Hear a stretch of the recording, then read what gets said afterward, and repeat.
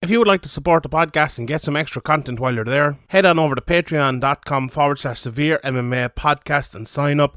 From the rewatch to the Q&A, we will have loads of content every week. So sign up, patreon.com/SevereMMA podcast. And now, here's the podcast.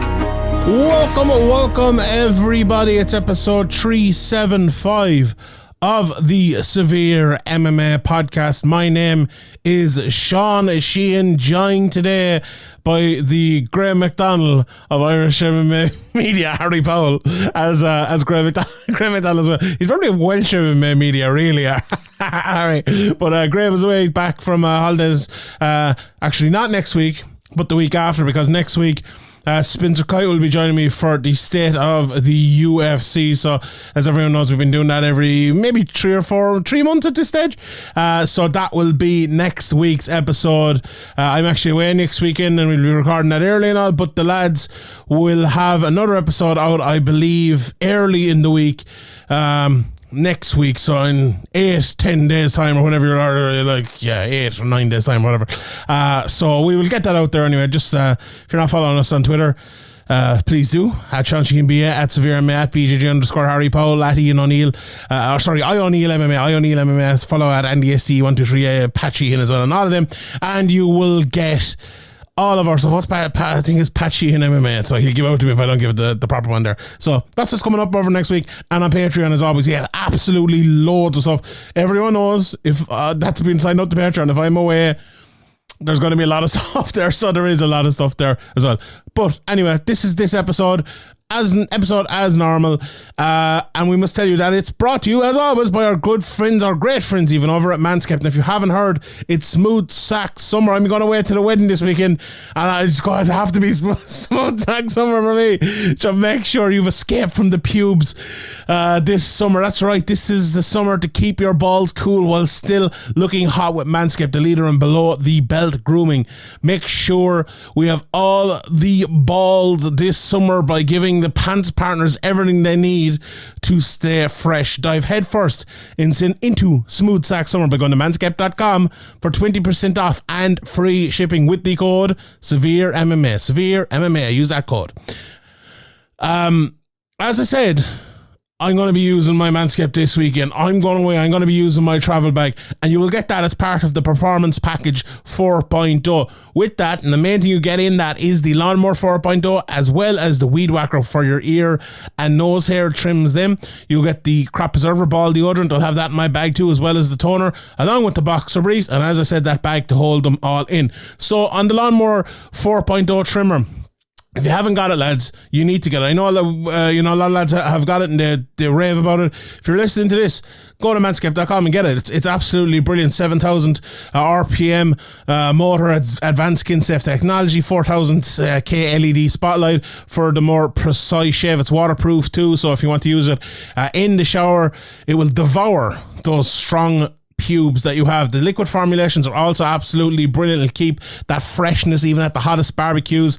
The Crop Preserver Ball Deodorant will help you stay cool in the heat. With the soothing aloe vera formula, it's the best in the business for below the waist freshness, and this clear drying formula will keep looking good while smelling good. And those two free gifts as well, the boxers from Manscaped and the Shed travel bag to put it all into. If you're wearing sandals as well, as a lot of people do in the summertime, pick up the Shears 2.0. It's a luxury nail grooming kit. It includes stainless steel nail cutters, tweezers, and grooming scissors with the Performance Package.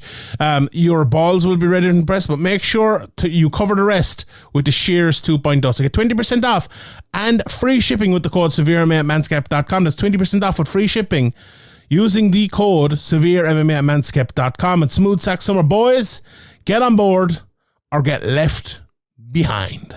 All right, Harry, let's get straight into the UFC. And do you know what? I know you went to bed and watched it this morning. I was very tempted to go to bed and watch it this morning. But you know what? I'm kind of glad I didn't, because it turned out to be a pretty historic card. I think it was my guy Jay Petrie over from Sherdog. Did he? And maybe I have this wrong now. I'll look it up here as we're talking. But I think he said 2014, since there was the last card with all finishes on it. I know the Bisping, was it Bisping Rockhold or something? One of them was like 11 finishes out of 12 or something like that. Or maybe that was even the one. I'm not sure. But it was a historic card, all finishes. There was only one judge's decision, and when I say one judge, I mean one judge, and we will get to that in a while, because people are like, what are you talking about? Because no fight went the distance. But yes, me watching it live, first of all, there was a great thing about it and a terrible thing about it, because there was so many quick finishes. There was lots of just Brendan Fitzgerald and Michael Bisping talking about nothing, kind of, which they have acknowledged themselves, which I absolutely respected. So the card dragged and dragged and dragged, but you can't blame the UFC for that. And you know, there was people giving out about ESPN timing and all. You can't blame them from that when there's just first round finish, second round finish, first round finish, fourth round finish, first round finish. That's going to happen. They can't fucking build a time machine, you know, and go through time. So that was fair enough. But I imagine for you waking up this morning, like, you probably watched this card in like 45 minutes. It was probably the easiest morning you've ever had. Did you enjoy it, Harry? It was brilliant, Shawnee. I can't lie to you. As I was watching it, I was like, this is so refreshing. Why do I not do this more? I always do that when I wake up on Sunday morning and watch him. I'm an idiot. But it was, look, I watched it in just under 2 hours. As always, I like to take my notes and I like to do those sorts of things, but it was brilliant. I think all the fights, there was a lot of well-matched fights on this card. There were some absolute stinkers on this card that ended up in a finish. That's fine. But overall, it was a breeze to watch it, a breeze. I can't imagine staying up and watching 6.5 hours of Bisping and Fitzgerald talk about nothing, because as you say, you can't blame these guys. This is their job. It's their job to talk. They are scheduled, the fights are scheduled for 15 minutes, and that's how the broadcast is done, and you can't push the pacing because you have to set a certain amount of time or whatever. But yeah, fuck me, watching that live would have been horrendous. Yeah, and there are certain cards where the pacing is like bad for no reason, but this certainly wasn't one of them. I was just saying before we started the podcast, it reminded me a little bit of a Cage Warriors card without that pacing, because if this happened in a Cage Warriors card, it'd just be fight after fight after fight. But it was like, there was some really good kind of young pros who got good finishes, and it was kind of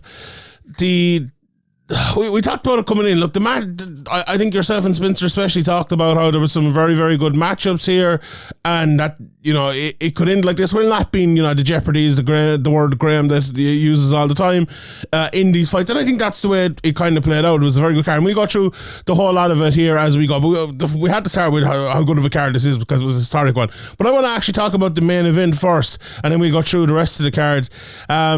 Because it was an interesting main event. To be honest, if we're being very honest, I call this exactly. Now, on the preview show, I gave about 5 different ways this could end. To be fair, now I will admit that. But when given kind of my pick, and when talking about when given the betting pick as well over in Sherdog, I bet the over 2.5 rounds, and I thought it might be either, you know, go to a decision or a late finish, and that's kind of how it turned out. And do you know what? The fight actually kind of looked like how I was expecting it to look. And I know you have some thoughts on both of their performances. I thought, I wouldn't say nervy from Hill early, but I think Santos just kind of settled better. They were both switching stances, which I thought Hill expected to work maybe a little bit better from him. Santos got a clinch for a long time in round 1. It was a close round. I thought Santos's leg kicks were a little bit better, and he was just a little bit stronger with his power throughout it. In the second round, Hill was better. I think Santos got tired after the takedown at him. Both were landing big, but I thought Hill grew into that round. In the third, there was lots of clinching.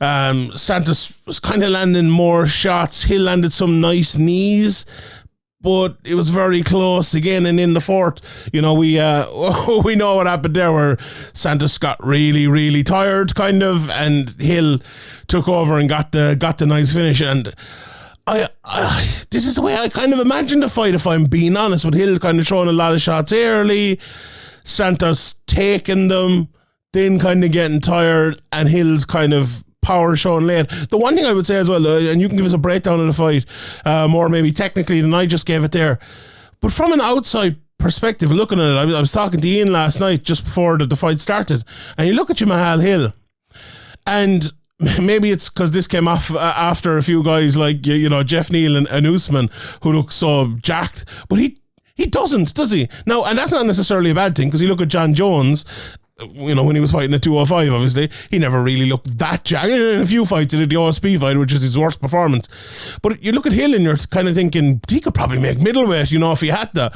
But I don't know, I think that benefits him. And I think he's a guy who's been finishing fights early a lot, but I thought he still looked good late in terms of his ability to keep going, which for some fighters, you look at him, and especially when they're fighting 3-round fights and maybe they get tired, or they have a couple of fights where they maybe gas out a little bit, and you're thinking, oh, how's it going to work when they go to 5 rounds? Now, this was obviously a scheduled 5-round fight to win to the 4th round, and I was kind of thinking, this is a good sign for Hill. It's kind of another question answered, but at the same time, it was a tough matchup. It was an interesting matchup. And as we talked about before on the previous show, how you fight Thiago Santos is a very questionable thing these days, because do you go in and try to knock him out early and think maybe he's shot and he won't land that shot, he won't be able to land the counter? Do you worry and wait for that counter and try to pick him off, maybe wait till he gets tired and do it late? Or what do you do? And to my mind, Hill was confident in himself while not being confident of. I spoke of as well on the previous show. I think you need to be cocky to beat someone like Thiago Santos well, and I don't necessarily think he was that. And you know what? I don't think that's a bad thing, because I think this is a confidence growing sort of win, if not performance. But he got over the hill. It was a test, and he did it. Tell us your breakdown of it, because I know you weren't as maybe impressed with Jamal Hill maybe as some other people. Yeah, I wasn't. I think I agree almost with everything that you've just said there, that Jamal Hill didn't look like he was as confident as maybe we thought he was going to. I was impressed with how well Santos settled. Santos certainly looked less gun-shy than he has in other matchups. And I think that, to your point, I'll just loop back around to the physique of Jamal Hill. The thing that I find works really well for his physique is he's very long, he's very gangly, and he's using the lack of muscle-bound physique on him to be quicker than his opponent. Some of his head movement's nice. He's able to bound in and out of the pocket quite nicely. He uses that really long, protruding southpaw stance, cuts off the cage well, enters the pocket well, even though he's not technically there because it's just his feet and whatever. Those things are really, really interesting parts of his game. And when he lands the right hand and he lands the left hand, some of them, especially in this fight, they look slick, they look powerful, specifically near the end of the fight. However, the things that I didn't like about Jamal Hill was he started well, right? Like, he landed well. He wasn't letting Santos get to, much. When Santos landed a leg kick, he would counter him. When Santos was looking to load up, Jamal Hill would either back away or would land his shot or whatever. Santos, to his own right, as I said, looked nice, looked confident, did look like he was willing to throw, did throw, and had some success. The things that I didn't like is, as the fight sort of moved on, I understand that it's very difficult and very taxing on your cardio to be getting up all the time and defending takedowns and doing all of this stuff. But it looked as though the gas tank of Santos was draining far quicker than the gas tank of Hill. But Hill started to regress into himself a little bit. The stance was less wide. It became more narrow. The head movement seemed to die off a little bit. I feel like if you can recognize that your opponent is getting more tired than you are, and maybe that's one of the experience things that we're looking at here, is that Hill doesn't have the experience to know his level of gas in comparison to his opponent's level of gas. But the shots became sloppier from Hill. And I feel like when he was landing, he was hurting Santos more than Santos was hurting him when he was landing. And I just would have liked to have seen some of the sharper shots that we saw in the first round and we've seen in other fights.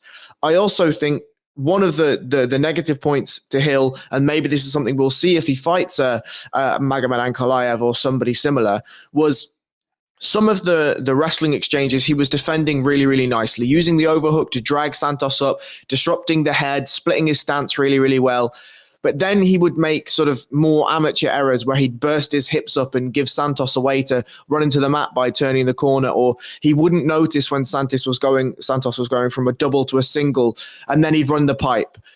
So getting into those sort of those circles of being mat returned over and over again and having to expend that energy to get back up, what you don't want to rely on is one of the strengths we saw in this game, which was his ability to get up. His ability to get up was fantastic. He was posting, he was framing on Santos, he was getting his hips underneath him, and he was getting right back up almost immediately. At no point was he controlled in any of those situations. At no point was he dominated in any of those ground exchanges. That was really, really impressive. And that's going to certainly stand to him as he moves up the ranks of this light heavyweight division. I think the best thing you could say about him is he reminded me of Jose Aldo at times with his takedown defense, in terms of like, I'm not fucking getting taken down, and like pops right back up. Now there was long periods of clinching and stuff as well, but and I agree with the points you made there. The one thing I would say is Thiago Santos is a strong fucking man, and it's, you know, it's I know the points you made were well made, but sometimes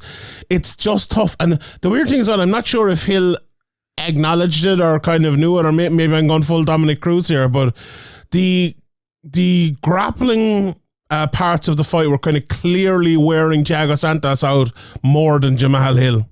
And even if he was, say, losing a positional part of the fight, it was actually benefiting him, for being honest, long term. So yeah, look, Hill is only 12 fights into his career.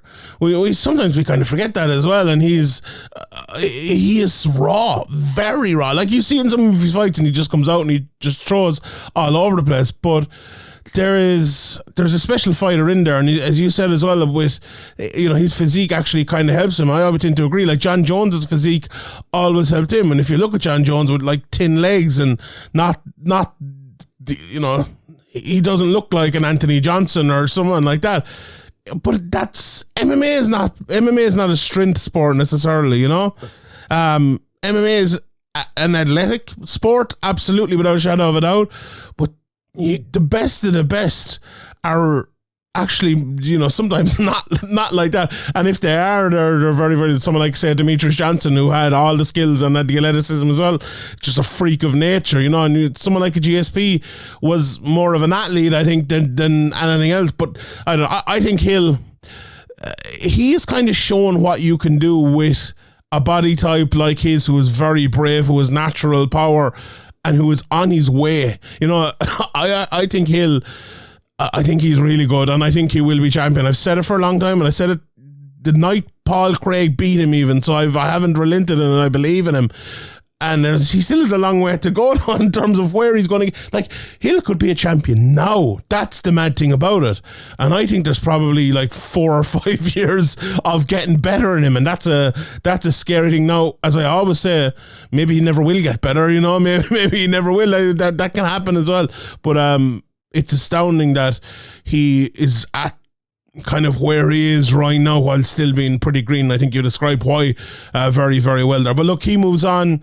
There's kind of a Mellowways now at the top of that division. Looks like it's going to be a rematch. He's looking for Blachowicz, and there's Rakic in there and other lads as well. So we'll see how that breaks down. I suppose for Thiago Santos, he'll just be back in the mix as well.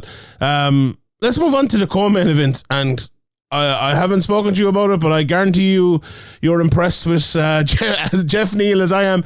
That first round, I thought it was a 10-8. You know, Neal landed some big shots. He badly hurt Luque multiple times. I actually thought Luque hurt him with a left hook as well, but Neal reacted very well. He kind of backed off, and Luque wasn't able to kind of come at him. It was funny as well. And then I thought the second round was close, but Luque won it. And in the third round, Neal landed one big hard shot. Luque was kind of done for then, and landed about 15 uppercuts and finished him off.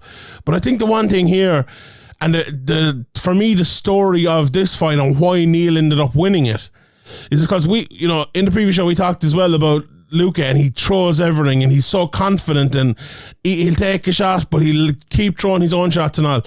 I think Neal got his respect very early here. And when he hurt him early in the fight, Luque initially hit back with that big left hook, but then Neil hurt him again. And kind of from that point on, Luque was fighting almost a point fight. You know, this wasn't the normal Vicente Luque. This, and they said in the commentary, he doesn't look himself. He's not thrown with his normal, cockiness or whatever the word is. But that was all down to Jeff Neal, in my opinion, because he didn't start that way. You know, he started coming out throwing his shots. It was just Jeff Neal just had the stronger gun than him. He landed harder and he continued to land harder, and Vicente Luque just wasn't able for it. That was the way I saw it. But the straight lefts of Jeff Neal right down through the middle were brilliant. I did not think he would have the power advantage over Luque in the way he did it. I didn't think he'd be able to continuously land on Luque and push him back the way he did, and he proved me 100% totally wrong. A phenomenal performance from Jeff Neal. Okay, let it down a little bit in the second round. It turned into kind of a point fight, and I thought it was a close round, but I thought Luque just kind of took it. He had a few leg kicks and a few shots inside, but the second Jeff Neal turned it up in the third again, I think the fight was there for him, and a brilliant performance. What did you think of this from Jeff Neal? What do you think the keys to his victory were? So I don't do this often, but I'm going to do it this time. I called this right down the fucking middle. You're worse than me now over there. when we were on the preview show, I said that the keys to victory for Jeff Neal is to give Luque as much space as Luque wants and allow Luque to come in and land as he's coming in. Land as Luque is walking into your power. In the first 20 seconds, in my notes, I wrote, Neal is giving loads of space, and he's done 3 really good things so far. First, he's waiting. He's drawing Luque on, but in a manner that he doesn't want to barrel forward into space because he knows he's going to get countered. Immediately when Luque was walking forward, Jeff Neal would offer that left hand. He'd just let him know that it's there. Didn't necessarily land it with the power that we saw, but just let him know that it was there. When Luque throws a one shot, Neal came back with 3 shots. And then as Luque advances into space that Jeff Neal's leaving for him, he's meeting him with shots. So he did 3 things. 1, he backed all the way out of the pocket as Luque came in to land shots. Jeff Neal, as he was backing away, was hitting Luque with shots. The second was he was punishing Luque for throwing single shots. And the third was then, as he found a little bit of confidence and he realized that Luque was going to continue to come forward and wasn't going to change his game plan, he was then meeting Luque in the pocket with shots. So whilst I think certainly Jeff Neal was landing the harder shots, I think some of that was Luque's fault because he was literally walking onto the power, which is obviously going to make a shot more impactful than if you're walking away from a shot and you can roll with the shot. However, all of that came from Jeff Neal's footwork. The whole thing, everything was about Jeff Neal's footwork in that first round. And I thought it was an absolute masterclass. He was finding a way to exit the pocket. He was finding a way to get himself off the cage. He was setting up the left hand with the variety of footwork by winning the outside battle, with stepping into the pocket and offering things and coming back out and just causing Luque absolute fits with all of that footwork and that left hand laser. Then as the confidence started to build for Jeff Neal, he would then advance forward. He'd push Luque back. And that's just not something we see that often. I don't know why in that first round, Luque didn't attempt to do a bit of grappling just to diversify things. But then we saw Neal doing the grappling, shooting on a single leg, lifting that foot high up over his shoulder and sweeping underneath and then dominating those positions. I was ultra impressed with Jeff Neal in round 1 and in round 3. I completely agree with you that what you don't want to do is allow Luque to fight in a way that he wants to. That more in the pocket exchange, I'll throw 1, you throw 1, I'll throw 1, you throw 2, I'll throw 3, you throw 1. That's a situation you don't really want to be in with Luque. Now, maybe that's Jeff Neal not respecting the power of Luque, having felt a little bit of it. Maybe that's him wanting to prove a statement that he can fight in the same way that Luque wants to.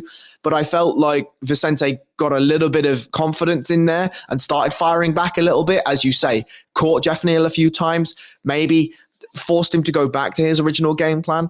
But when he went back to that original game plan in round 3, he was brilliant. Yeah. Absolutely brilliant stuff. I would agree. As well, the fact that Luque didn't kind of switch it up. I know, as you kind of said there, Neal switching it up maybe stopped him from switching it up necessarily a little bit, but I think that was probably his gravest error. But I actually wouldn't criticize Luca too much. I would just give it all to Neil here. It was a brilliant performance, and I think he took it out of him from second one.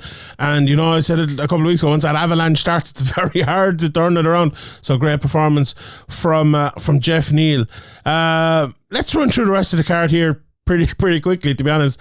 The two tough fights. I'm going to read a tweet here from Sean Shamrock, my guy, about Juliana Miller Brogan Walker fight, and I think it perfectly describes this fight. So his tweet said, "This fight was like when a person who never trained before wanders in off the street talking shit, and the coach lets the person who's been in the gym for 8 months have a go at them." That's exactly what that fight was. It was someone who was green as grass fighting someone else who was green as grass, but a little less green, even though the person who won had only 4 fights and the other person had 10 fights. Yeah, not great. And in the heavyweight one, Muhammad Usman in that first round, like, that lad cannot throw a punch. Like, he was falling over himself. Like, I'm obviously no technical punching expert or anything like this, but you hear lads talking about don't be crossing your feet, don't be falling over yourself, don't let your shoulder get in front of you.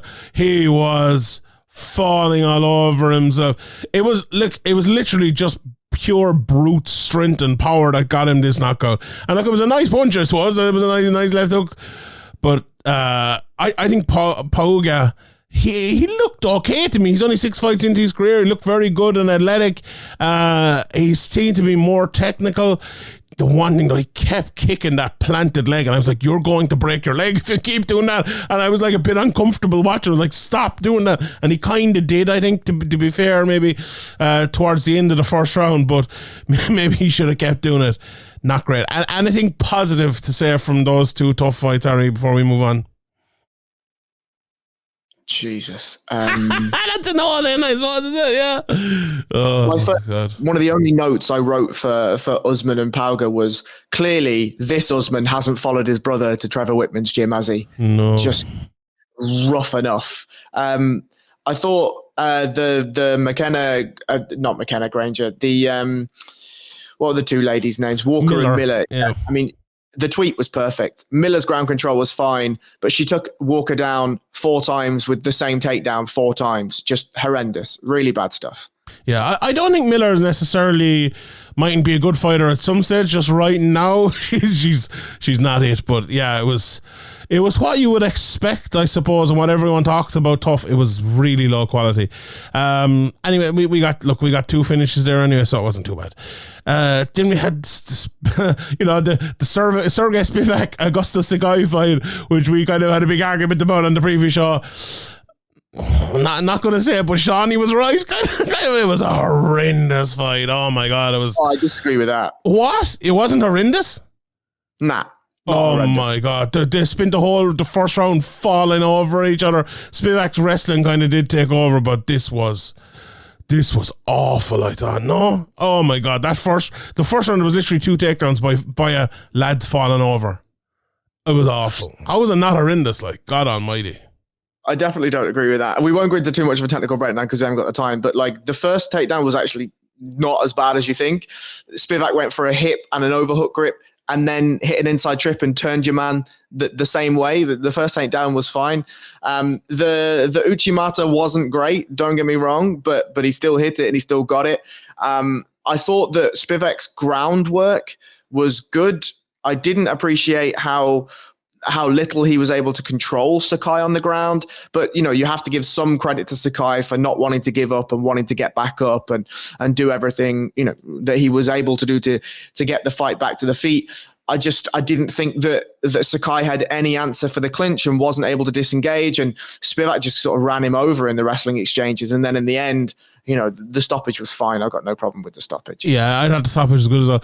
It was one of those ones though, I think my main point maybe on the previous show and what I was thinking is like when Spivak gets to Curtis Blades, that's it. Like he's not getting Bass Blades. Never mind Gagne, never mind Ngannou, never mind Steve, never mind John Jones.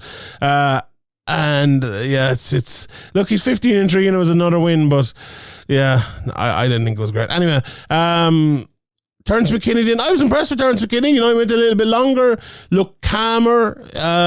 He landed his power, got hit once very hard himself by Eric Gonzalez. Then he actually went for the takedown as well, which was smart, and ended up getting the rear naked choke. Called out Paddy Pimblett afterwards. That's not happening. I don't think anyone, if it is, oh my God, Terence McKinney. I don't want to make people mad or anything, but Terence McKinney would fucking destroy Paddy Pimblett, I think. What do you think of McKinney as a prospect? Because we'll run through the rest of the fights, but I think McKinney is someone we have to talk about. We should always stop and talk about. He fought Drew Dober last time. Drew Dober is a way better fighter maybe than people acknowledge, I think. And McKinney nearly knocked him out and then ended up getting finished himself. But this was a good performance and a smarter performance, even though it was still the quick finish for McKinney. Definitely. I mean, 15 seconds into the first round, I wrote my first note, which is, we're not going to see 10 minutes from Terence McKinney here. He's not interested. Absolutely not interested whatsoever.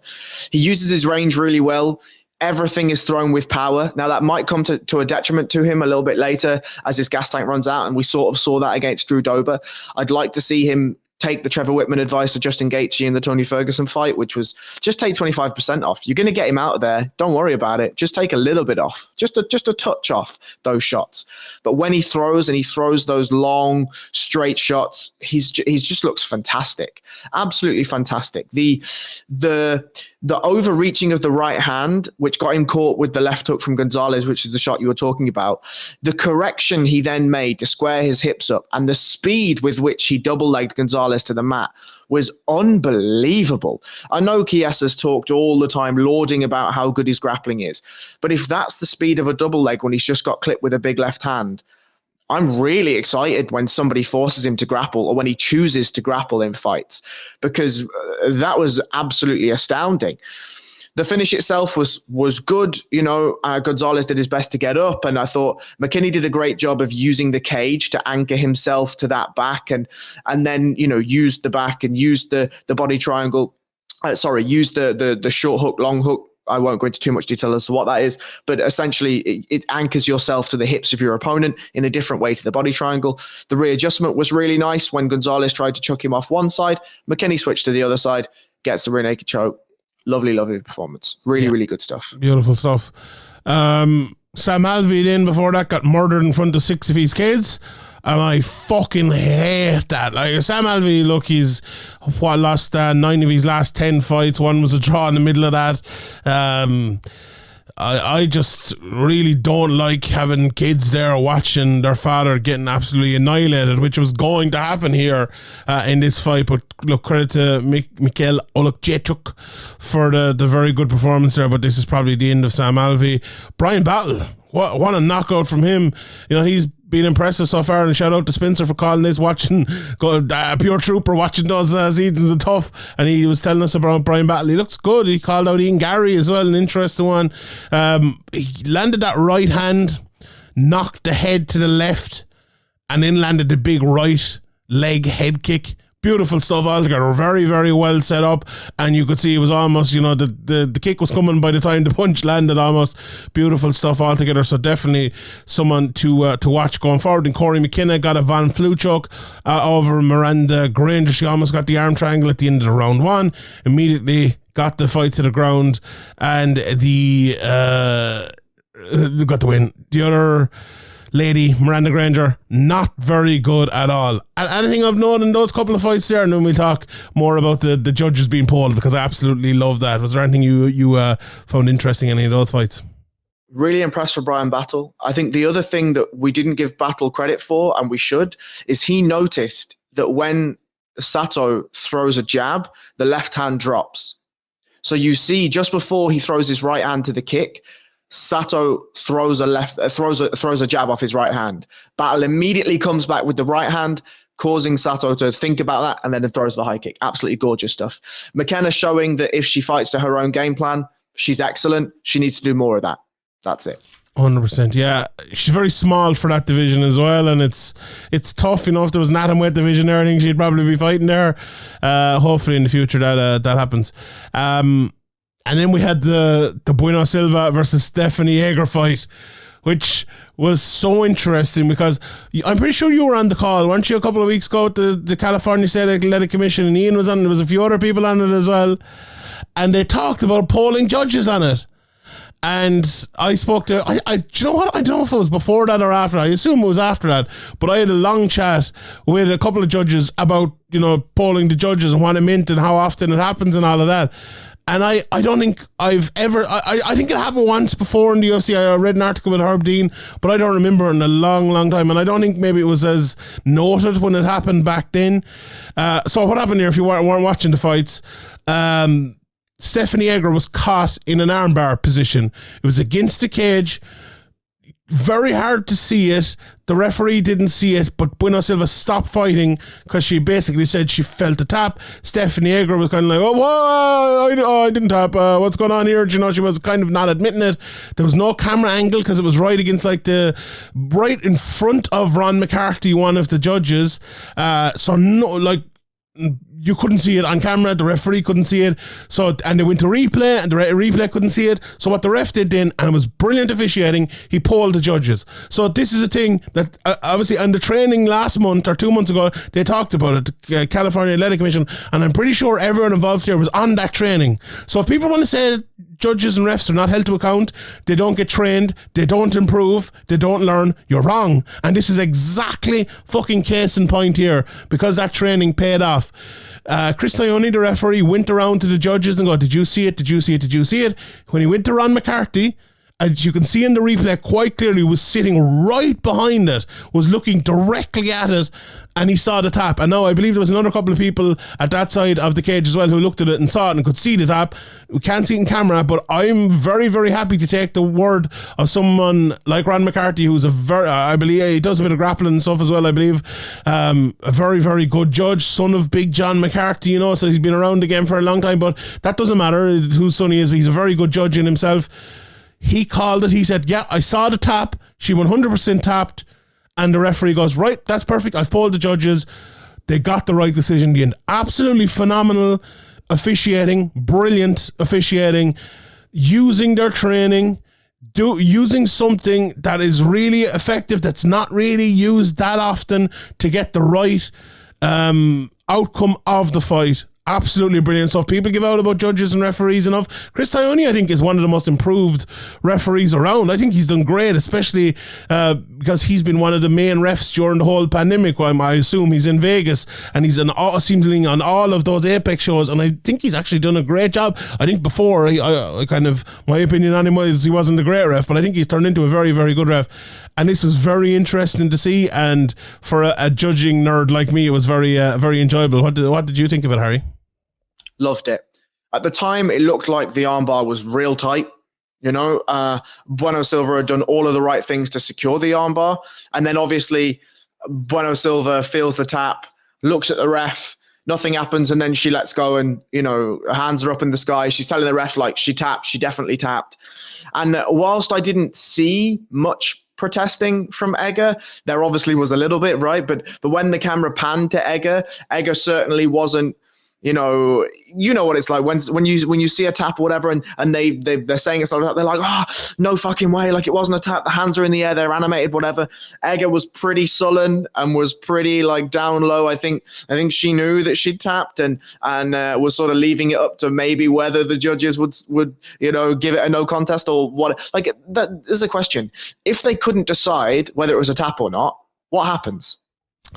Well, I think two things can happen. It probably would have been a no contest, or else the referee would have said well, she was breaking the arm anyway, I stopped it because of she was about to break the arm. That's happened for Herb Dean and Frank Mir and that, but I don't think it was necessarily that. Yeah, I think it probably would have been a no contest, I suppose. Although did the ref didn't necessarily wave it off, did he? He kind of went to the camera before he gave any conclusion, which was the right thing to do, I suppose, when he didn't see it. You can't call it if you don't see it. So yeah, it probably would have been a no contest, but thankfully we didn't have to get there, and that the fight ended the way it did. But yeah, great stuff from Chris Ione, and we must not forget as well, a good win for Bueno Silva as well, and a nice Amber. Right, let's talk about a bit of PFL. Obviously, we had a PFL last Friday. We're going to have a PFL next week. We'll talk. There's loads of stuff to talk about, to be honest. We have Bellator, we have Cage Warriors and everything like that as well. Harry, first of all, let's talk. Just before we started recording, you were kind of saying to me you thought this fight between Anthony Showtime Pettis and Stevie Ray was pretty close. And honestly, I would tend to agree with you. It was an interesting fight because Anthony Pettis was on the MMA Hour during the week. Was it? It was the MMA Hour, yeah. And he was kind of saying, "Oh, I tapped out on purpose. I knew I'd be fighting again in a few weeks. I saved myself." And I just kind of felt like one, that was bullshit, and you must feel good for Stevie Ray, because imagine if you're Stevie Ray listening to that. You must feel good for Stevie Ray to get the win over a guy who said the win 5 weeks ago when he looked like he tapped out because he was badly injured wasn't a real win. So fair play to Stevie Ray. Do you know, I think he deserved the win, but as we were talking about beforehand, maybe if you want to go through it and say what you think, I thought there were three very close rounds. There was submission attempts that you don't know how close they were. There were big strikes. Actually, there was one big strike landed by Pettis. I think it was in the second, where he looked like he hurt Stevie Ray, but Stevie Ray immediately went for a takedown, immediately pushed him against the cage, and immediately made Pettis defend. And that's a great situation, I think, to show that there isn't massive proof that massive shot actually hurt him. Even though it looked like a big, hurtful, massive shot, that's a great tactic. Takedowns don't score you stuff, or pushing lad against the fence doesn't score you stuff, but it also stops another lad from scoring in certain situations like that. But all in all, very close round. Pettis, obviously got the better of it on the feet, but not majorly. And Ray got the better of it on the ground in terms of position, in terms of threatening with chokes, but not majorly either, I would say. How did you see it overall, Harry? I mean, I'll preface this by saying I'm not a judging expert, and I always defer to yourself when we talk about judging. I'm not either, don't worry.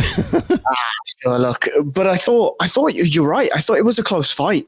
The first round, I think Pettis did a bit better on the feet, landed some more impactful strikes, landed a few head kicks, had Stevie Ray guessing a little bit, has a really nice, he throws a right kick first, and then as the right kick comes back, he throws a right hand, and that was catching Stevie Ray really well. Ray managed to get it to the ground. His grappling was really good. He passed guard twice. He sunk in a north-south choke that Pettis did really well to survive, was pulling up on the armpit of Ray to give himself a bit of a room to breathe, managed to maneuver himself so the choke wasn't going to finish him. But again, it was a submission attempt. It was the closest that it came to ending the fight. However, Pettis certainly landed the more impactful strikes on the feet. The second round, then, you've already touched on it. Pettis landed a good shot. Ray managed to get the fight to the ground, took his back pretty quickly, and landed nothing from the back, and didn't really threaten too hard with chokes from the back. Pettis landed a couple of pot shots from the back. However, certainly the position was dominant for a significant portion of the round. The third round, then, most of it was on the feet, and both of them were pretty equal. I felt like Pettis landed slightly better on the feet, but I could see an easy case as to why Ray was given the third round as well. So it was a tough fight to score, good fight, close fight. Yeah, I would agree with all you said. I tend to think Ray was the deserved winner, though, to be fair. So I think the judges got it right. And this PFL card was on in Madison Square Garden, and I saw, if you notice, Brian Minor was reffing. He was.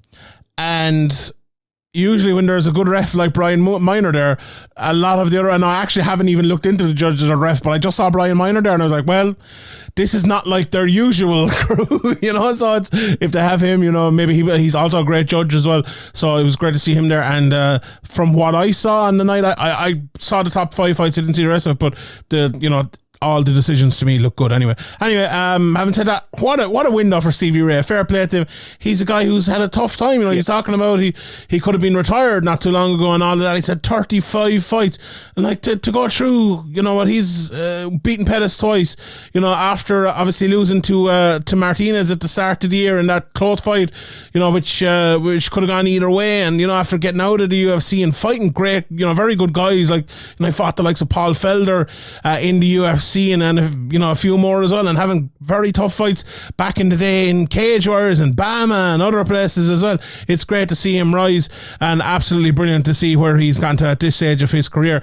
The same could be said, I think, for the other lads. All three of the other lads who won in the playoffs here, Omari Akhmedov, Olivier Aubin-Mercier, and Rob Wilkinson. Like the four lads here, all ex-UFC lads who were, you know, I don't think any of them left of their own accord. Maybe I'm wrong there, but it felt like they all kind of were. Pettis is probably the only one who did kind of leave of his own accord. I'm sure that they would have been happy to keep him. And they all maybe have a point to prove, and they all see that $1 million as a massive thing for them, and they've all fought really well to get there. Just to run through it quickly, and then you can give me your thoughts on, like, I think Josh Silveira is a brilliant fighter. I think he's a very good grappler and a very good wrestler, but Akhmedov is as well. And when you have very good takedown defense like Akhmedov, you can't get the fight to the ground. I know they were talking in the commentary about his cardio being an issue, but I don't think your cardio is an issue when you can kind of easily stop most of the takedowns and you're winning on the feet and you don't really have much coming back from Silveira. Now, I think Silveira improved an awful lot. He's still a young enough pro, 9-1. You know, we know that 9-1 record. All of the greats have had a 9-1 record at one stage. I think he'll be back, but Akhmedov, the deserved winner here, and has been a standout. Rob Wilkinson, a deserved winner and a standout as well. I told everyone who listened last week that fight would be a banger, and it was for 97 seconds.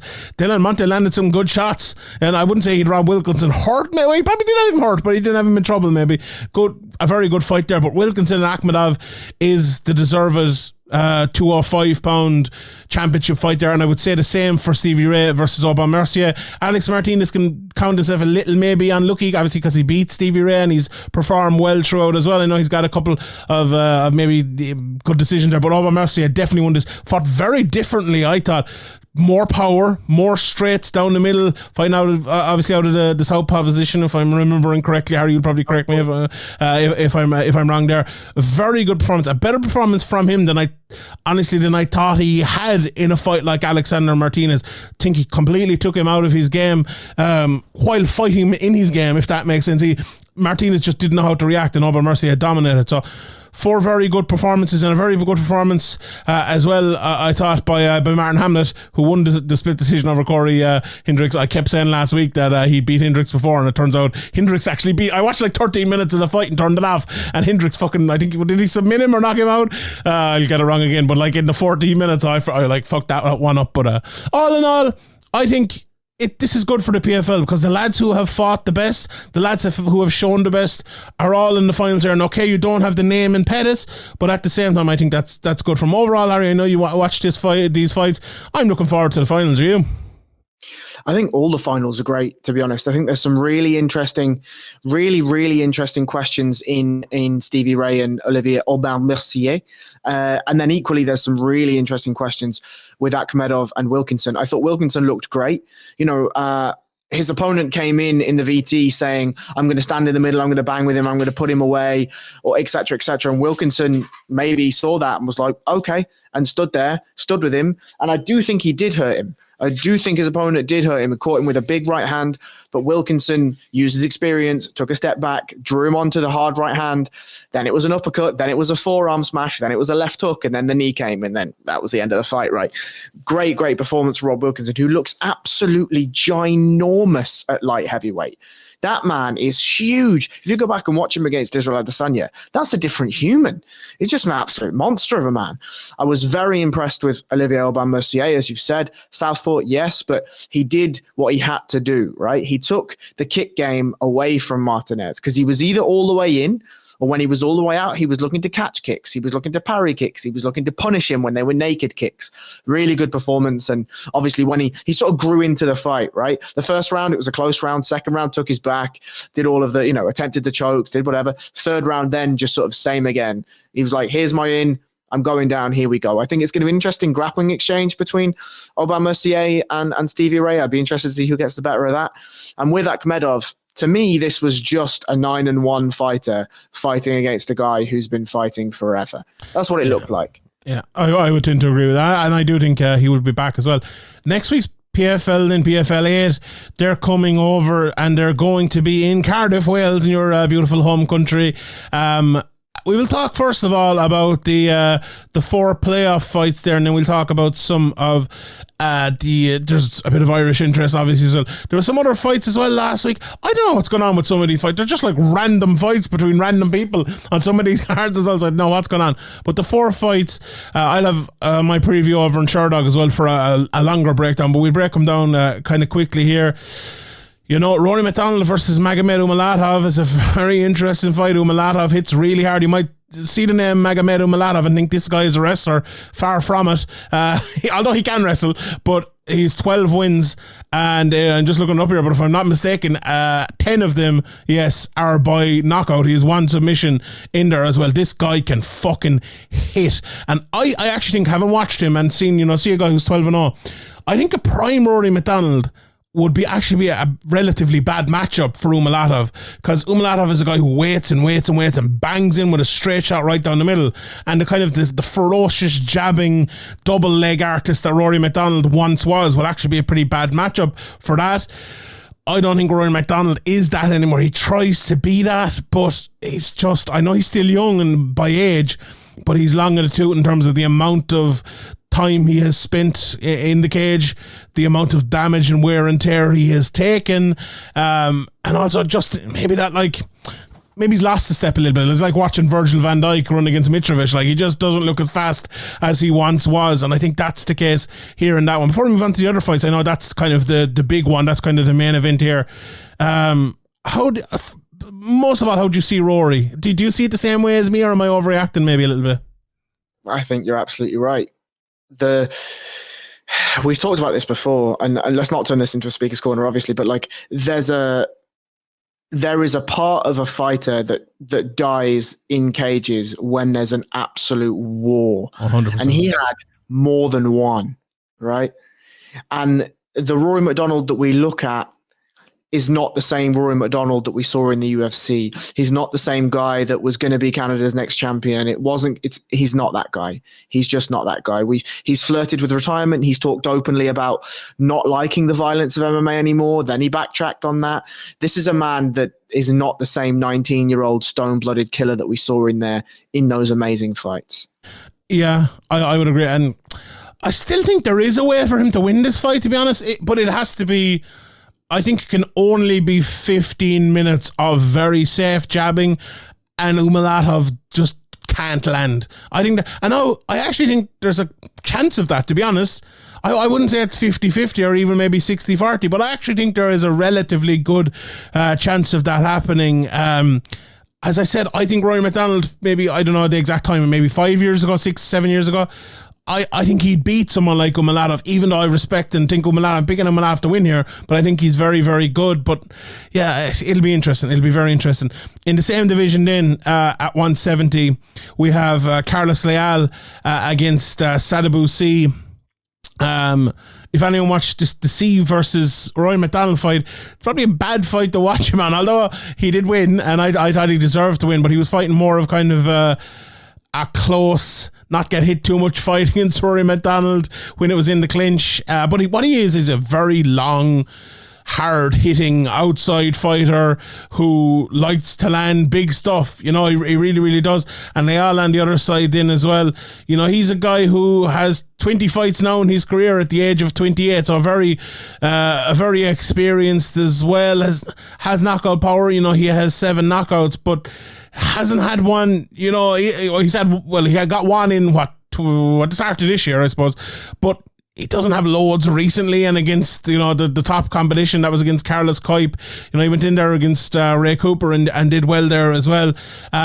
It'll be, you'd fancy the winner of the other one probably to win it, even though he did beat Rory McDonald, so that's a little bit unfair, like I was talking about Rory McDonald there. But I think the heavyweights is a very, very interesting as well. Bruno Capolosa being out is a big, big blow to them, but the fact that the guy who just beat him is coming in softens it a little bit. Obviously, Matthias Scheffel is fighting Denis Goltsov. Scheffel in his first fight I saw him in, he got knocked down twice, and it looked like, I don't know, it looked like he was, a fucking blanket would knock him over or something. And then he goes in there and he absolutely destroys Bruno Cappelozza over 3 rounds. Goltsov is a very good wrestler, very good all-around fighter. You'd have to fancy him there. And then Ante Deja against Hinin Fehea, very interesting. Ante Deja, you see the Croatia flag alongside him here, if you're looking up on Sherdog or Topology or wherever you have it. And you think, he's probably, he fights out of Krokop's team as well, I believe. You'd probably think, this guy is a kickboxer.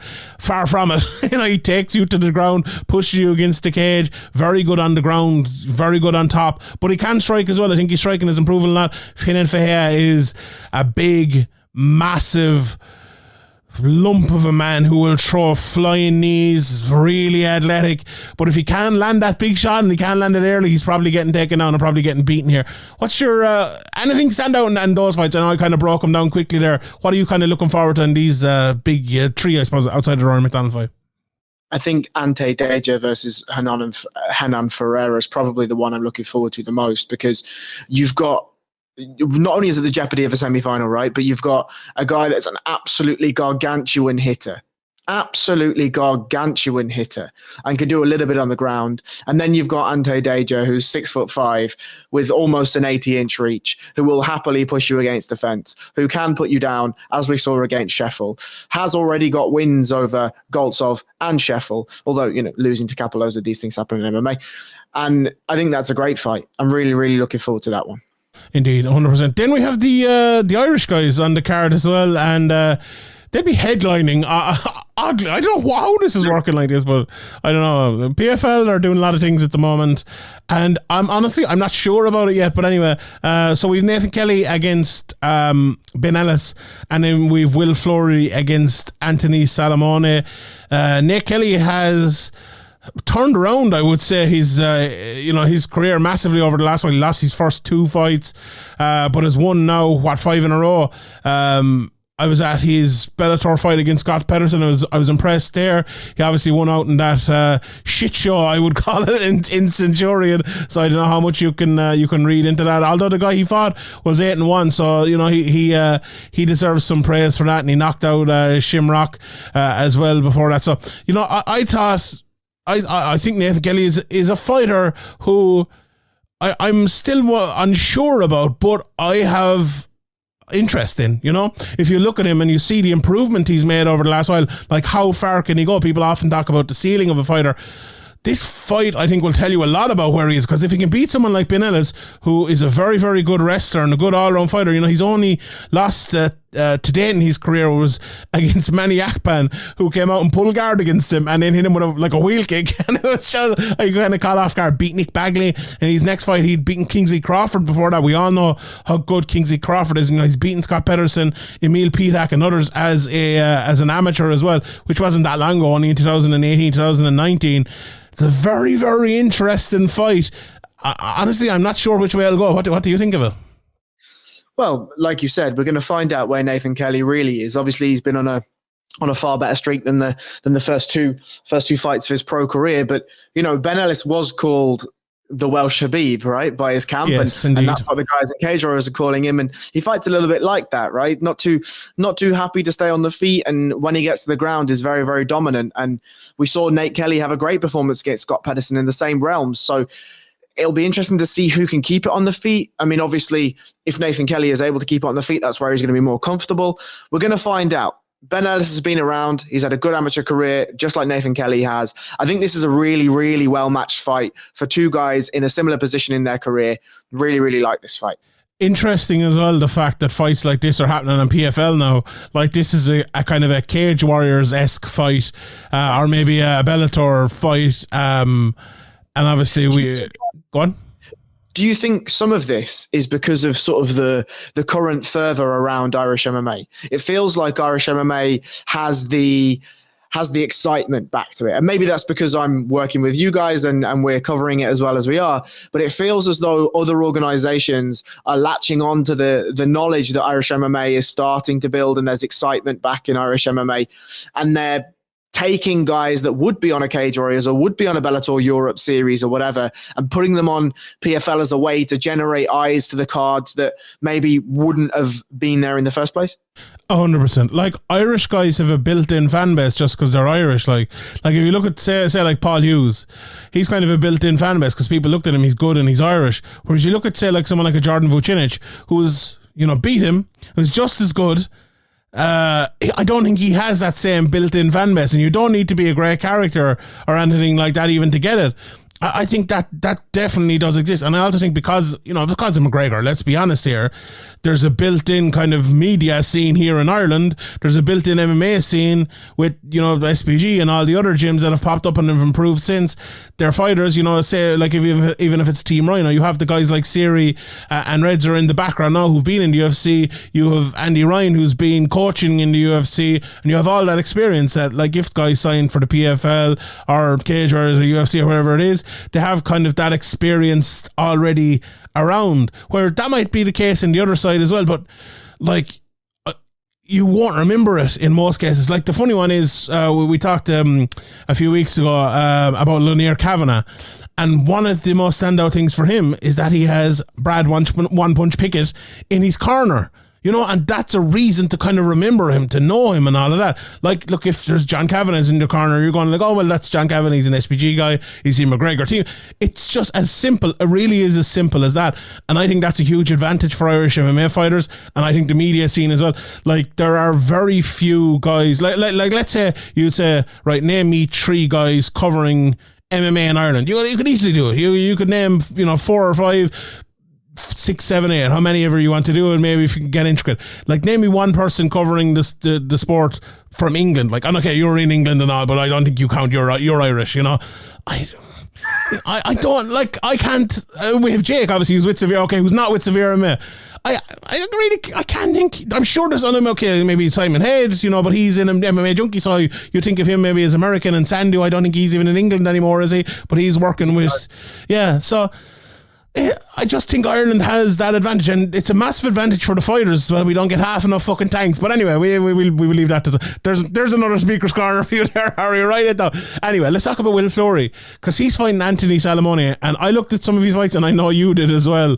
And I'll open up the floor to you to talk about Salamone. No, do you know what? I'll do it. This guy has fought. He's 7-0, and he fought one guy with a goodish record who's 5-1. He went to split decision with him. And I watched that fight. He basically wrestled him, and that's what he does. You know, he wrestles guys. He's a big, strong, blown up welterweight, I would probably say, fighting at middleweight. And most of the guys he's beaten have either never had a fight or have a terrible record. So the opponents he's faced 0-0, 0-0, 6-7-1, 0-1, 0-0, 5-1, 3-5-1. And now he fights Will Fleury, who's 10-3. Now, that doesn't suggest how good he is as a fighter. That just suggests what his 7-0 record looks like. If you look at Will Fleury on the other side of it and see the guy who Will Fleury has fought, you know, he's fought Tarek Suleiman, who has 19 fights. You know, he's fought the likes of Ken Kabainen, who is 12-5. He's fought Norbert Navinia Jr., who's one of the best up-and-coming prospects in the world. Sean Taylor, the 8-1. Alan Maldovsky was 6-0 at the time. You know, he's fought some, okay, he's had John Redmond at the very start of his career as well, but as a starting off fight, there's nothing wrong with that. I don't think there's any comparison there. And watching Salamone, I think it's a really, really bad style matchup for the guy. I think if you want to be a bullying wrestler, Will Fleury is probably not the guy. He's going to be bigger, taller than him as well. I was looking at their heights, and there isn't much of a difference in the heights, but I don't think, I haven't stood alongside Will Fleury and seen him. He's a big, tall guy. This guy just doesn't seem that big, and I don't think he's going to be able to bully and take down Will Fleury the way he takes down most guys. Now, if he does at the start and he takes him down early enough, then you could, you know, it could be a good night for Salamone. But I think Will Fleury will be able to stop that takedown. If he can get a takedown of himself, even better. But his last fight, he looked really good on the feet, and I think he'll be able to keep him kind of at the end of his jab. I haven't seen much from Salamone to suggest he's going to be a tough matchup for Will Fleury. What did you think of him? So, being as political as possible, I don't rate the record, right? Something that's sort of steadfast in Irish MMA is that you take the hardest fights as soon as you can get them, and you prove yourself that win, lose or draw, that you take the hard fights, you take the hard road, and you earn whatever you earn, whether it's, this position in the PFL, whether it's a UFC title, whether it's a position on the European Bellator series, whether you just stay at Cage Legacy, whatever it is, whatever your skill set is, you earn that level. It doesn't feel like that's been the case. The fight that Anthony was supposed to take before this was Samir Kaddi. Samir Kaddi his name may ring a bell to you. He just fought Michael Chamu on Cage Warriors. Equally, a guy that looked pretty green, had a good performance on Cage Warriors. Michael Chamu had less of a good performance on that Cage Warriors card. But I think the big difference here is going to be experience, right? Will Fleury has fought some really, really, really good fighters, some top competition for his skill set, some top competition for his own record. And I think physicality and experience, as you've touched on, are going to be really important here. Will sort of switched his game up in the last little while and has gone to more of a grappling heavy, very dominant positionally, very, very heavy pressure style. And I think that that's going to be really tough to deal with if you're Salamone. Yeah, I would agree. And it's interesting. He has done that, but he struck a lot of his last fight as well. And I'd be interested to see. And I think, he had that hand injury and he had another injury, I think, in that fight as well. So, great thing for Will Fleury is I don't think anyone knows how he's actually going to fight in this fight. So it'll be very, very interesting. Probably an advantage for him there as well. But great to see Will getting that shot. Great to see Nick Kelly getting that shot as well. And Ben Ellis for that mind as well. Watched obviously all of his fights probably now at this stage over in Cage Warriors when they were happening live. So, PFL coming over. It'll be very interesting to see what they do in the area and how they do it. So, very good. On the is it the same night? The 13th is Cage Warriors on the 13th. It is. So on the same night, in Wales as well. Jesus, this is not a short. Am I just realising something that people have been talking about for weeks? I probably am here. Well, yeah, Cage Warriors and PFL gone head to head in Wales as a Welshman. What you think of that? It's a bit interesting, isn't it? Yeah, I mean, look, I think the problem is there's a lack of Welsh fighters on the PFL. Obviously, there's Ben Ellis, right? But there's not a ton of big names. Whereas Aaron Abbey, Josh Reed, Oban Elliott, these sorts of people, Scott Pedersen, are on the Cage Warriors card. These are the big names, really, right? These are the big names. Obviously you can't have a Jack Shaw, though. Jack Shaw will probably be at the Cage Warriors card because some of his teammates are on there. You will probably have the pikey Brett Johns at this card as well because some of his teammates are there as well. So, yeah, I mean, I understand the PFL are trying to come into the UK scene and bring themselves in and show themselves. I think a lot of that is because of Brendan Loughnane, but I'm not sure that it was the right idea to go up against a Cage Warriors card. The PFL card feels like an Irish card more than a Welsh card, if I'm being honest. And kudos on the pronunciation of Loughnane as well. Absolutely, almost nailed that. It's not Loughnane. What people say. Anyway, this card is pretty good, though. I must say, this card has kind of come out of nowhere, to be honest, for me. I was like, Cage Warriors have a card, and it's a pretty good card. Sam Gracie was obviously supposed to fight only a couple of weeks ago, if I'm not mistaken, wasn't he? That fight, was there a weight miss or something? I can never keep on top of Sam Gracie because something always happens. But anyway, he's fighting Stipe Beric for the 125-pound title. This is the first fight in Cage Warriors for Beric. He's fought in EMC a couple of times as well. He's beaten like Luca Ivon and a few others as well. He's if you go through his record, I haven't watched loads of them yet, but I'm sure we'll talk a little bit more about that as the week goes on. But his record looks pretty good, and it's an interesting fight here to headline this. But as you said, there's lots of very, very good fights on this. Aaron Abbey was that unbelievable story. He's fighting Michelangelo Lupoli. There's no such thing as a bad Josh Reed fight. I will always turn up for that. Sean McCormack as well, the Irish fighter who's 1-1. He's fighting Owain Williams. He's fighting out of FAI, the same gym as Paul Hughes and Joe McColgan and others as well. So he's fought a couple of times on Cage Conflict. Be interesting to see him here on this as well. Chris Bungard, who's been around for a long time. Out of Scotland, he's fighting as well Scott Pedersen, who's 1-3-1, but I think he's a better fighter than that. George McManus, 2-3, I think he's a better fighter than that. But the standout fight for me here is fucking Matthew Bonner against Oban Elliott. Does Oban Elliott know how to take a fight that isn't really, really, really fucking hard. Like it's absolutely, it's crazy. He fought Mike Figlak. He fought George McManus, who I mentioned earlier. He fought Matas Fleminis. He came back with a win over Herkus Leonauskas in his last fight. And now he's fighting Matthew Bonner, like the former champ who, is won his last 2 in a row after losing to Jati Milan and was on a great run before that, beat the unbeatable looking Matthias Frederick and James Webb and Matt Inman. My God, this is I'll say it again. I don't necessarily agree with this matchmaking, to be honest. But if Oban Elliott goes in there and goes, right, I'm going to fight the fucking toughest guys all the time, and that's what I want to do, then, Ian Dean is going to say, well, you've obliged me, let's do it. And I think Matt Bonner as well, fair play to him for taking Oban Elliott. It's a tough fight for both guys, if we're being honest. But God almighty, Oban Elliott, he's not getting the easy road. He is not, he could be 6-2 here, or he could be 5-3, and whichever the record is, it's still a good record because of the fucking tough fights he has taken. But God almighty, probably another speaker's corner in this, as we always did to say here about records. We have done actually one like this, but having said all that, forget all about that. It's a very good fight. How do you see the fight going? I think the question here is, how does Matt Bonner look at welterweight after 3 years of not making it? His last 2 fights have been at a catchweight, right? A catchweight of 177, but 7 pounds is still 7 pounds, right? And before these 2 performances against Hugo Perreira and Joel Kawaja, he was losing. He was losing to the competition that he was facing, right? Matas Fleminis and Mark Madsen, we know both of those fighters are a great caliber of fighter.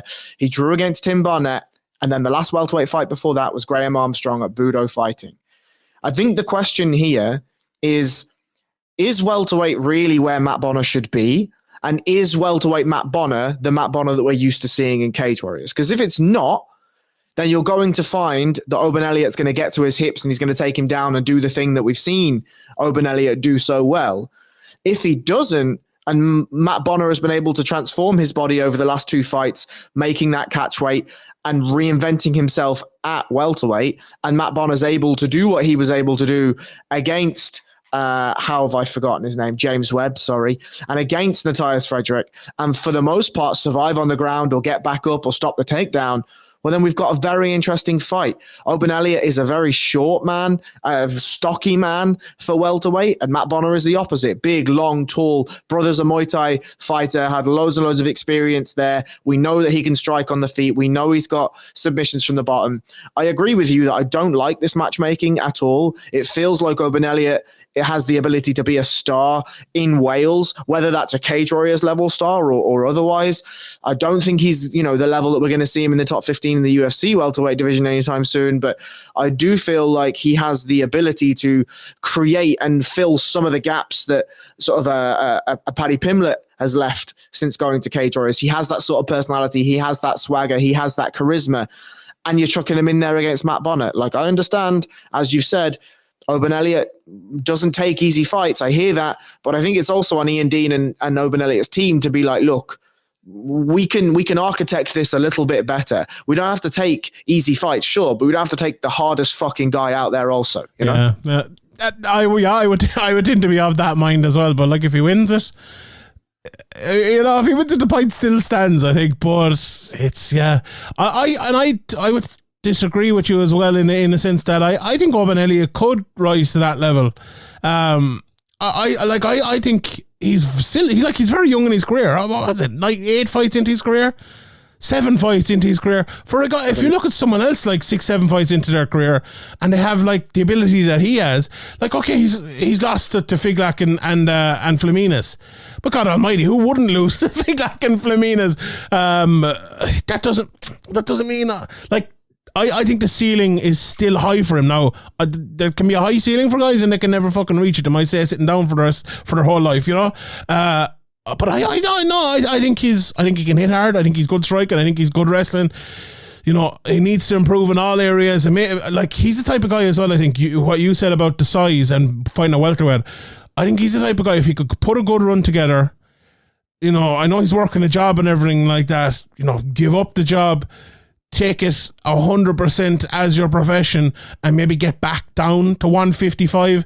Let's say if there was a run in the UFC at 155, I think that'd probably benefit him more. But it's a massive fight for him, and I'm looking forward to it. I'm looking forward to this card in general. I think it should be pretty good. Next weekend as well, there is a Bellator and a UFC. Obviously we'll touch on the UFC, or I won't be on the previous show this week, but Harry and Spencer and Eno will do a great breakdown now. We'll touch on it here in a second, but there's the Bellator card as well. This is a bad Bellator card, if I'm being honest here. Bellator 284. They have their usual kind of up-and-coming wrestlers on the undercard. Keep an eye out for Sullivan Cawley, who is 3-0. Jordan Newman was supposed to be on the card as well. I have my Short Dog preview already done for this, and he's in that anyway, but he's not. It doesn't look like he's on this card anymore. He's out of also Patrick Downey. I spoke to him last week, and he's a gas character altogether. Bit mad, got fucking thrown off of teams and not selected for teams because he was smoking weed and getting into street fights and stuff. But an unbelievable wrestler. Like I think he was like a Pan Am champion or something like that. He's a brilliant wrestler. So he's fighting Jeff Soder. Definitely keep an eye out for him. Justin Geesh and Deanna Bennett are rematching. I've no idea really why they're rematching that fight. Maybe because Geesh went in and beat Liam McFarlane, who's also on the card. She's talking about retirement, but she's fighting Bruno Ellen. Gokem Sakadam, who people who've been on the Irish cards will probably know, he's fighting Syed Soma, a guy who is a weird heavyweight in that he kind of just jabs on the outside and moves away from you, whereas Sakadam is a big meaty man throwing big shots. Austin Vanderfort is on this card against Aaron Jeffrey.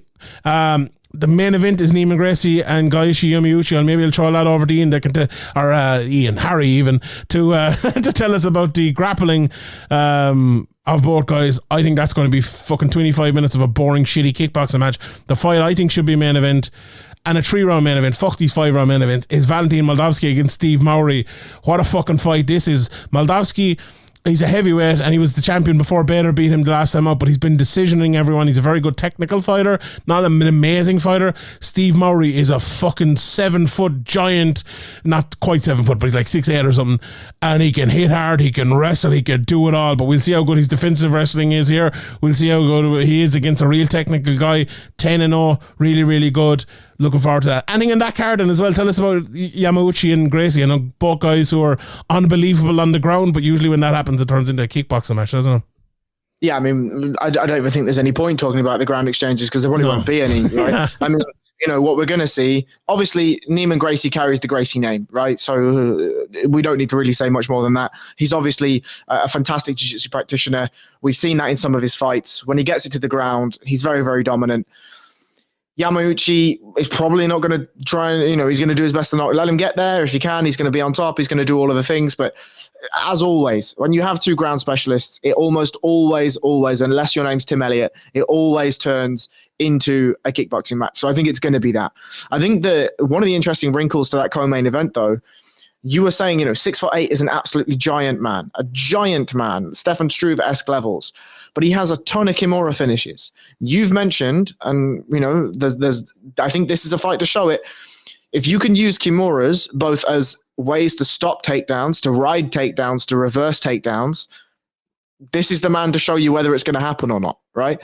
If has as good a Kimura as we've seen, 6 finishes by Kimura in his fights, 5 finishes by Kimura, then this is a man that understands how to use the Kimura, right? So if Valentine Maldovsky gets to those 6'8" hips, I'd be very interested to see if we see any Kimura traps or any Kimura defenses. I'd be very interested. Yeah, I'm going to be at a wedding while this fight is on as well. So feel free, if this ends by a Kimura, just send me loads of tweets. Go, Shadi, you all right? And then Harry as well, because he called about me. But look, it's not a great card. But there are some, like if Steve Mowry wins that against Maldovsky, like he's probably the champion at heavyweight, like, because I think he'll beat Bader. So that's a big fight there. It'll be interesting to see what happens with Liam and McFarlane as well. If Justine Geesh wins against Bennett, I think she'll probably be fighting for the title at 125, or maybe waiting for the winner of that match. And at 170, Yamauchi or Gracie are not going to be fighting for a title anytime soon, because there's 2 champions and Jason Jackson, the obvious number 1 contender. So that's basically been taken up there for a year. What can be said, though, in the UFC card this weekend, that the winner of Marlon Chito Vera and Dominic Cruz will be right there. This is a humongous fight, a brilliant fight. Like, I'm someone who kind of wrote off Marlon Vera. I won't lie. I called him a journeyman a little bit glibly, to be fair. You know, he had lost to Song Yadong and Jose Aldo in 2 of 3 fights. Got a kind of a weird win over Sean O'Malley with the kind of the leg injury, but he deserved it. He caused the injury, so no problem. But it was like 3 fights in a row where he lost 2 of them, and one was an injury, and then he's gone on a 3-fight win streak, beating David Grant, beating the ghost of Frankie Edgar, and very well, brilliantly, intelligently beating Rob Font in his last fight. Look, to be honest, this Dominic Cruz fight, Dominic Cruz at 78 years of age, you know, who hasn't fought since in 9 months now. I don't think that's good for Dominic Cruz. He's had too much time out, too many injuries and all of that. It's a massive opportunity for Chito Vera. I'm not saying Chito Vera is going to win this. I don't know. My pick is yet to be honest. Maybe I'll listen to you and I'll give my pick after what you think here. But it's a massive fight for Chito, because if Chito wins this, people like him. You know, he's a big star. He's a big star in his home country. He could be getting a title shot, or he could be right there or thereabouts if he wins this. What a fight for him. And this is it's a fun main event too, because I think their styles match up, because we saw like Cheat on his last fight, just waiting for that one big shot is something you would think would be a terrible thing to do against Dominic Cruz, but he did it so well in his last fight, and he seems to be really good at it, that you'd never know as well against today's Cruz. So I'm looking forward to seeing if he even fights like that. But massive opportunity, isn't it? It really is. And this is, Spencer's sort of drilled into me, and you've drilled into me, that we must question fighters. We must question fights. And to me, this is a fight that I have a bag of questions about. Vera's style against Rob Font is one that we haven't seen him use to such effectiveness before. Rob Font, however, is a guy that we know that he's going to come very conventionally, and I use that not disrespectfully at all, but he's very conventionally in an MMA stance with MMA footwork and MMA boxing. So for somebody like Chito Vera, you can find a ton of guys to bring in and emulate that style. To emulate Dominic Cruz is more difficult. Yeah. Not impossible, but difficult to do. So to find the timing of Dominic Cruz, especially if Dom Cruz comes in and doesn't have any of the plantar fasciitis problems that he's been having, if he's healthy, if he's fit for this, and if he's up for this, finding the timing of Dom Cruz is going to be difficult. We know that Vera has been taken down before at ease. We saw it in the Frankie Edgar fight. If Dom Cruz is able to get on top and is able to get away from the offensive guard, offensive elbows of Vera, maybe pass guard, maybe hold him, maybe crunch him up against the fence, whatever it is, this could be a rudimentary fight for Dom Cruz. Use the footwork, land the jabs, get to the hips, take him down, nullify some of the striking and the power. Fine. If you can drag him to rounds 2 and 3 and tire him out a little bit, well, that power is obviously going to sap away slightly. If you're Chito Vera, though, we don't know. Like, this is the big question. What's that Rob Font fight done for Chito Vera's confidence? Is he going to come in here and is he going to have found somebody that will emulate the style of Dom Cruz? Is Dom Cruz just too old now? We saw him have a war against Casey Kenny, a war. I scored that fight for Casey Kenny. I thought the first 2 rounds were enough for him, and then obviously Dom Cruz came on and had a really good third. The Pedro Munoz fight, good performance, but that's Pedro Munoz, who's also 78 million years old. Like, this to me is a great bit of matchmaking for many, many reasons. I don't think this propels Dom back to a title shot if he wins. However, I do think if he loses, this is Marlon Vera taking the shine of Dom Cruz. If Dom Cruz wins, though, I think this shows Marlon Vera, at least in the UFC's eyes, this is your ceiling right now. Great fight. I think the word ceiling is good, because I don't think Marlon Vera necessarily knew or believed in himself as a top fighter. I didn't either, to be fair. But I've said it before. We talked about that Frankie Edgar fight. Even though it was Frankie Edgar now, I think that was a big fight for him. If he could do the same for Dominic Cruz, against Dominic Cruz even, I think that'd be massive. So it's a very, very interesting fight. And obviously yourself and Ian and Spencer will break that down in the preview show Thursday. 7 o'clock, is it? 7 o'clock, 8 o'clock? Check out our YouTube anyway. It's 8 o'clock on Thursday. Check out our YouTube there. I wouldn't say it's a brilliant card other than that. The one that I would say stands out, and there's a couple of fights actually I'll turn to, but Amazat Murkazanov, is fighting Devin Clark. And if you look at the guys he's beaten, Tafan and Chukwi had a great performance with that flying knee in his last fight, but he's also beaten the aforementioned Matthias Scheffel, who's in the PFL semi-finals, who beat Bruno Capiloza. He knocked him out in the first round in Dana White Contender Series. He's beaten Andre Muniz at light heavyweight when they were both fighting there back in 2016. I know it's a while back as well, but he's definitely a name to keep an eye on. Devin Clark, I watched a good bit of his fights there not too long ago, and when he's good, he's very good, but when he's bad, he's awful, as the old Irish saying goes. But that's an interesting fight there for me. I like to see Nina Nunes back her against Cynthia Calvillo. I think that's a very, very good fight. Look, Onama against Landwehr, I think that's going to be a barn burner, as long as Landwehr doesn't maybe take him down over and over and over. Lupi Godinez, that's a big fight for her against Angela Hill. Angela Hill, 13-12. She's probably on the verge of the end of her career now at this stage. So yeah, it's Odie Osborne against Tyson Am as well.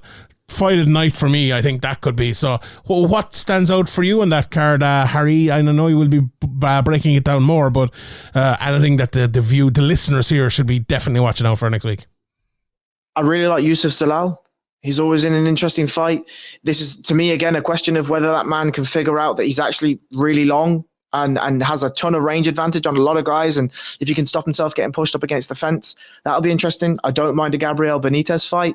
And I think that whilst it may not have a ton of jeopardy for sort of title contention or whatever, Nina Nunes and Cynthia Calvillo is a big fight for both women. I think if Cynthia Calvillo loses this fight, she probably gets cut from the UFC.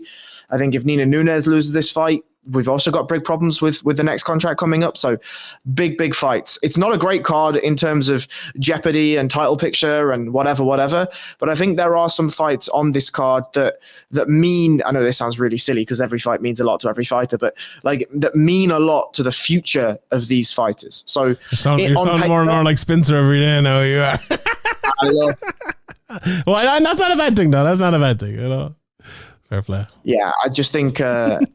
look, it could be a stinker, right? Because there are some fights on here that we don't really care about and that don't have a lot of name value. But in the same vein, you've said this before, right? Something about the Cage Warriors cards that we like to watch is you watch those Cage Warriors cards, and then in 10 years, when these fighters are fighting for the UFC, you're like, oh shit, I remember that guy. I was watching him in Cage Warriors fucking 10 years ago. So, this shouldn't be where the UFC is, but here we are. Indeed. Last thing before we go, it was announced that Israel Adesanya is going to be fighting Alex Perreira after his big win over Sean Strickland, who put on a fantastically coached, brilliant performance against... I'm joking, he didn't. Against Alex Perreira. Sorry, I'll get killed over that one. I saw a load of people, and I saw Shaheen Al-Shati saying, this was like this is the fight I'm looking forward to most for the second part of the year or whatever. And I'm thinking, did you watch Israel Adesanya's last fight? I can't trust Adesanya anymore. And I know Dana White, which, Ariel has given out about Dana White's ability to promote, and I would tend to 100% agree with what Ariel said on that. But he has promoted this pretty well. He came out straight away after the last Adesanya stinker, and he's like, I can guarantee you the next fight won't be like that. I guarantee you the next fight, which is great promotion. Like people are buying into it. I think it could actually be worse from Adesanya. He's also promising it's going to be a fucking unbelievable, which, if past this prologue, will suggest it's going to be this is going to be an all-out jab. He's going to be deathly afraid of his power. He is just going to be jabbing and feinting from the outside and praying to win a decision even more than he normally does. I'm slightly done with Adesanya, to be honest. I've never been the biggest fan of Adesanya anyway. I think he's massively overrated, but put the overrated part with the boring, shitty fights as well. I think he'll win. I think he'll probably win all 5 rounds, but I think it's going... I hope I'm wrong. By God, there's no one hopes they're wrong more than me, because I'll be the one sitting there at fucking 6:30 in the morning watching it. I'm 70% sure this will be a stinker. What do you think? Tell me I'm wrong, please. What I will say is, for the longest time, Israel Adesanya has been screaming about he wants to get a submission win in the UFC. If there is a guy to submit in the UFC of all your opponents... It's a great shout. It's Alex Pereira. Yeah. Right? Now, I think there is something... If Israel comes out here does a bit of the jabbing, right? Does a bit of the, basically does the Jan Blachowicz, right? Takes the Jan Blachowicz blueprint and puts it on himself and says, okay, maybe not as long as the 4th round, right? Whatever. But maybe he plays around for a round, maybe 2 rounds, and then immediately double legs him, takes his back, finishes him. I think everyone goes absolutely wild. Why? Because we see a new wrinkle. The UFC have built this guy up to be this incredible power puncher, this phenomenal, formidable foe for Israel Adesanya, and Adesanya just hits the first submission of his career and finishes him in a title fight and whatever. Like, is that going to be the game plan? Yeah, probably not. But like, if you think about it though, like, Adesanya, like everything I said there negatively about Adesanya is probably positive in terms of his ability to game plan to intelligently win fights, Like, let's say you have the exact opposite of Sean Strickland in the last fight, an intelligent game plan to win the fight. That sounds like something Adesanya would go for, So, I'm right. And, right. Not as though there isn't grappling knowledge in city kickboxing. There definitely is. You don't innovate some of the cage wrestling defensive stuff that we've seen Izzy hit without good knowledge of grappling in that gym. So that's certainly not the problem. And I think I personally don't agree with the overrated thing of Israel. I think what he does is unbelievably technical and unbelievably skillful. I agree that it's not the most exciting style. I personally really like it, but that's because I'm a scumbag. That's fine. I feel though that what you do have is a supremely intelligent fighter, a supremely risk-averse fighter, a fighter that knows his limits and knows what he needs to do to win fights. And clearly the way to win this fight is to take your man down and either control him on the ground or finish him. And it feels as though that's what Sean Strickland didn't do. That's what the guys Bruno Silva didn't do. It feels like if anyone's going to do it, it's going to be Israel Adesanya. 100%. And I just have a final point as well. I don't necessarily say he's overrated because he's boring. I think he's overrated because he's like a little bit overrated. I like, if you look at his opponents and the strength of guys he has faced, it's like lower than almost any champion you could think of who's had as many like title fights and title defenses as him. Now maybe there's maybe a Ronda Rousey or someone there, but in an established division that's been there for that many years, it's like he's fighting lads that aren't that good. And like Paulo Costa is the only, like, Paulo Costa is rubbish. Like, a guy of Paulo Costa's ability wouldn't get in with an ass's roar of a fucking title shot in a proper division. And it feels like Adesanya is making hard work of guys he shouldn't be making hard work of. And when he fought one guy who was a slightly bad matchup for him in Blachowicz, he beat him, and there's really, and I say it again, there's no real unbelievable wrestlers right at the top of the middleweight division, and there hasn't been for the last few years. Like, okay, Andre Muniz is coming, but is he the guy? I don't know, maybe. But like, let's say a Colby Covington-esque wrestler at 185 that if he beat, and I hate saying, he didn't get the wrestler test and all of that. It's just, this fighter doesn't exist in that division, and I feel like he hasn't really, and there isn't really any great fight. Like, Robert Whittaker is a very, very, very good fighter. Is he a great fighter?